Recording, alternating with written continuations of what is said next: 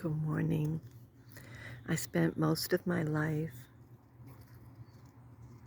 trying to figure out who the heck I am, who I'm supposed to be, what I'm supposed to do. In the past few years, I've just let all that go and realized that I get to choose it, all of it. It doesn't matter. My destiny, my purpose, my whatever. All of it is up to me. If I don't like what I'm doing, I can change it at any moment. If I don't like what's happening around me, I can choose better thoughts.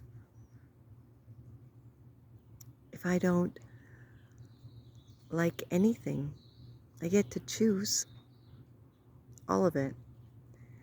So some things I can't choose, like other people or things that are happening, but I get to choose how I react.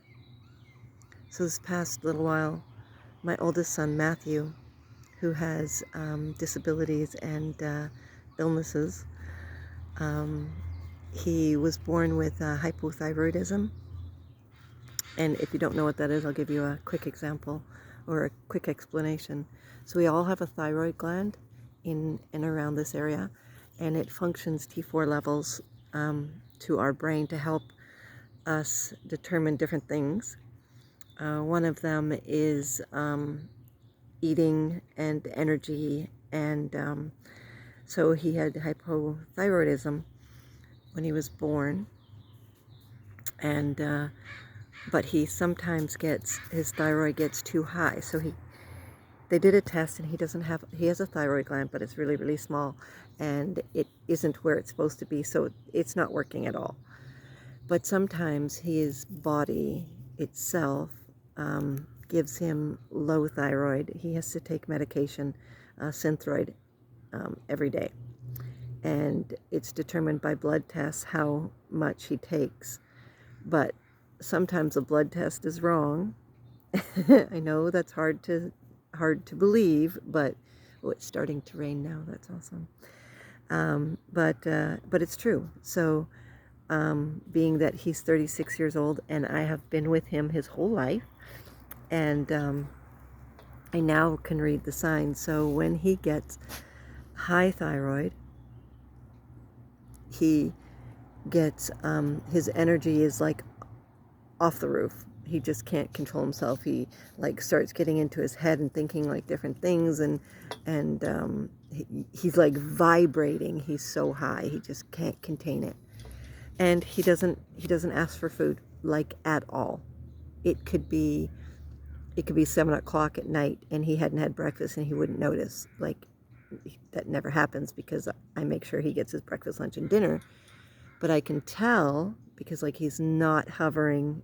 The minute I'm in the kitchen getting something, he's not there going, hey, is that food? Hey, is that food? He just doesn't care about the food, and he's so focused on whatever. Playing games on his computer is really hard. Watching certain movies is really, really hard. Like, he just can't do that. So I have to, like, and sometimes he gets very agitated, but he doesn't realize he's getting agitated. So it's coming off like he's hostile, but he's not hostile. He's not trying to be hostile. He's just trying to like explain something, but it's very, like, his energy's real high, and it feels like he's yelling at you or angry, or and so it took me a long time to realize that, okay, this happens on a constant basis, not like very often or anything, because usually we have his thyroid on key, but then that, oh, it's got too much. It's going, whatever's happening, whatever's been happening, it's too much for him right now. So we need to bring the pills down a little. And I do this without doctor's consent. I mean, well, not without my doctor's consent, because my doctor has already consented that I know better than, like, by the time I take him in to get him his blood test, then it's like real dangerous, right? So she knows that I up and down his medication all the time, because same with his seizure medication. because after 36 years, I think I'm a professional at it. But anyways, so we have to put his medication down, but how I act, how I react, and how I help him is like, that's key. So sometimes it would really bother me that he's yelling at me, even though he's saying he's not yelling at me. It feels like he's yelling at me. It feels like he's attacking me. And I have to remind myself that I get to choose me. I get to choose the best me. And who is that person? So I remind him, okay, you got to calm down, buddy. You got to calm down. And I get him to remember that he needs to calm down. And I get him to do something else, read books, which he's read. You Get to Choose You, the Best You. I don't even know how many times, probably 1 billion by now. But he reads that book that helps him remember who he wants to be. And that book I wrote and is available on Amazon. But anyways, so his actions and his reactions are up to him, and my actions and my reactions are up to me.